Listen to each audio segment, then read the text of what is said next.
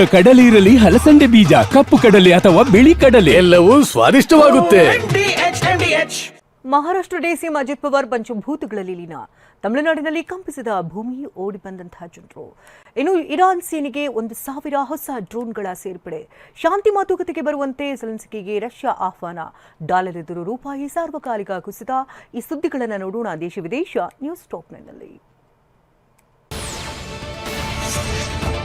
ವಿಮಾನ ಅಪಘಾತದಲ್ಲಿ ದುರಂತ ಅಂತ್ಯಕ್ಕೀಡಾದ ಮಹಾರಾಷ್ಟ್ರ ಡಿಸಿಎಂ ಅಜಿತ್ ಪವಾರ್ ಪಂಚಭೂತಗಳಲ್ಲಿ ಲೀನರಾಗಿದ್ದಾರೆ.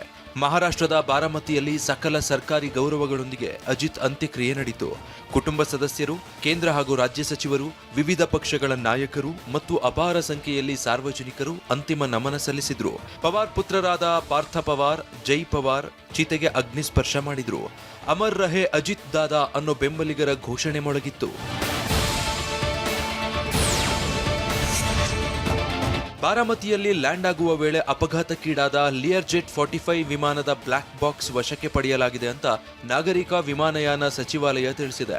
ವಿಮಾನ ಹಾರಾಟಕ್ಕೆ ಸಂಬಂಧಿಸಿದ ಪ್ರತಿಯೊಂದು ಮಾಹಿತಿಯೂ ಈ ಬ್ಲಾಕ್ ಬಾಕ್ಸ್ನಲ್ಲಿ ಸಂಗ್ರಹವಾಗಿರುತ್ತೆ. ಹಾರಾಟದ ವೇಗ, ಹಾರುತ್ತಿರುವ ದಿಕ್ಕು, ಎತ್ತರ, ಹೀಗೆ ಪ್ರತಿ ವಿಚಾರವೂ ಬ್ಲಾಕ್ ಬಾಕ್ಸ್ನಲ್ಲಿ ದಾಖಲಾಗಿರುತ್ತೆ. ಇದರಿಂದಾಗಿ ಅಪಘಾತಗಳು ಸಂಭವಿಸಿದಾಗ ಕಾರಣ ಕಂಡುಕೊಳ್ಳಲು ಸಹಾಯವಾಗುತ್ತೆ. ಡಾಲರ್ ಎದುರು ರೂಪಾಯಿ ಮೌಲ್ಯ ಸಾರ್ವಕಾಲಿಕ ಕುಸಿತ ಕಂಡಿದೆ. ವಿದೇಶಿ ವಿನಿಮಯ ಮಾರುಕಟ್ಟೆಯಲ್ಲಿ ಪ್ರತಿ ಡಾಲರ್ಗೆ 92 ರೂಪಾಯಿ ಮಟ್ಟಕ್ಕೆ ಇಳಿತು. ಡಾಲರ್ಗೆ ಇರುವ ಸ್ಥಿರ ಬೇಡಿಕೆ ಹಾಗೂ ಜಾಗತಿಕ ಮಾರುಕಟ್ಟೆಗಳಲ್ಲಿನ ಎಚ್ಚರಿಕೆಯ ಮನಸ್ಥಿತಿಯೇ ಕಾರಣವಾಗಿದೆ.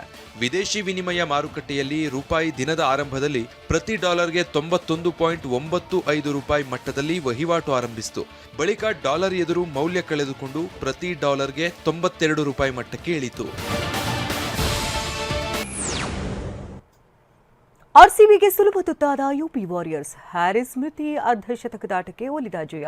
ಫೈನಲ್ಗೆ ಎಂಟ್ರಿ ಕೊಟ್ಟಂತ ಆರ್ಸಿಬಿ ನಾರಿ ಪಡೆ. ನಾ ಡ್ರೈವರ್ ಸಾಂಗ್ಗೆ ಡ್ಯಾನ್ಸ್ ಮಾಡಿದ ಶ್ರೇಯಾಂಕ. ಲ್ಯಾಂಡ್ ಲಾರ್ಡ್ ಸಿನಿಮಾ ನೋಡಿದಂತಹ ಡಿಂಪಲ್ ಕ್ವೀನ್ ರಚಿತಾ. ಈ ಸುದ್ದಿಯನ್ನು ನೋಡೋಣ ಕ್ರೀಡೆ ಸಿನಿಮಾ ನ್ಯೂಸ್ ಟಾಪ್ 9ನಲ್ಲಿ.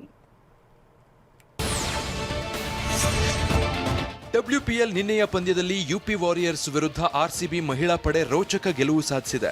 ಗುಜರಾತ್ನ ವಡೋದರಾದಲ್ಲಿ ನಡೆದ ಪಂದ್ಯದಲ್ಲಿ ಟಾಸ್ ಗೆದ್ದ ಆರ್ಸಿಬಿ ತಂಡ ಬೌಲಿಂಗ್ ಆಯ್ದುಕೊಳ್ತು.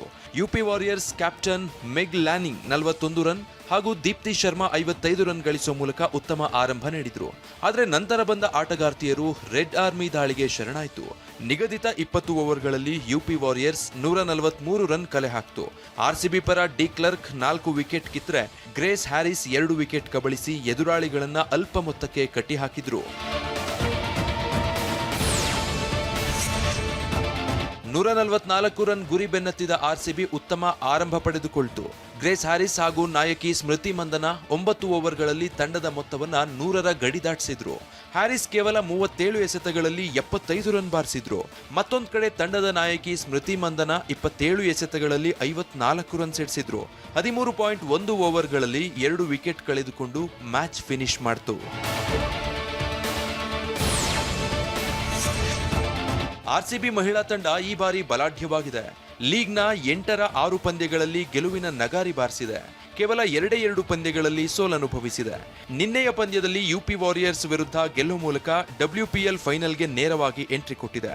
ಆರ್ಸಿಬಿ ವಿರುದ್ಧ ಸೋತ ಯುಪಿ ವಾರಿಯರ್ಸ್ ಮೊದಲ ತಂಡವಾಗಿ ಅಧಿಕೃತವಾಗಿ ಪ್ಲೇ ಆಫ್ ರೇಸ್ನಿಂದ ಹೊರಬಿದ್ದಿದೆ. ರಾಯಲ್ ಚಾಲೆಂಜರ್ಸ್ ಬೆಂಗಳೂರು ಈಗಾಗಲೇ ಪ್ಲೇ ಆಫ್ ಸ್ಥಾನವನ್ನ ಖಚಿತಪಡಿಸಿಕೊಂಡಿದೆ. ಲೀಗ್ ಹಂತದಲ್ಲಿ ಕೇವಲ 2 ಪಂದ್ಯಗಳು ಉಳಿದಿದ್ದು ಈ 2 ಪಂದ್ಯಗಳು ಉಳಿದ ತಂಡಗಳ ಭವಿಷ್ಯವನ್ನ ನಿರ್ಧರಿಸುತ್ತೆ. ಮೊದಲ ಪಂದ್ಯ ಗುಜರಾತ್ ಮತ್ತು ಮುಂಬೈ ನಡುವೆ ನಡೆಯಲಿದ್ದು ವಿಜೇತ ತಂಡ ಪ್ಲೇ ಆಫ್ಗೆ ಮುನ್ನಡೆಯುತ್ತೆ. ಸೋತ ತಂಡ ಡೆಲ್ಲಿ ಕ್ಯಾಪಿಟಲ್ಸ್ ಮತ್ತು ಯುಪಿ ವಾರಿಯರ್ಸ್ ನಡುವಿನ ಪಂದ್ಯದ ಫಲಿತಾಂಶಕ್ಕಾಗಿ ಕಾಯಬೇಕಾಗುತ್ತೆ.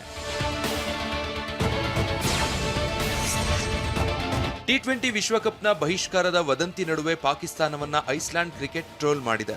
ಪಾಕ್ ತಂಡ ವಿಶ್ವಕಪ್ನಲ್ಲಿ ಆಡುತ್ತೋ ಇಲ್ವೋ ಬೇಗ ಹೇಳಿ, ಯಾಕಂದ್ರೆ ಪಾಕ್ ಹಿಂದೆ ಸರಿದ ತಕ್ಷಣ ನಾವು ಹಾರಾಟ ಮಾಡೋದಕ್ಕೆ ಸಿದ್ಧರಿದ್ದೇವೆ ಅಂತ ಸಾಮಾಜಿಕ ಜಾಲತಾಣದಲ್ಲಿ ಪೋಸ್ಟ್ ಮಾಡಿದೆ.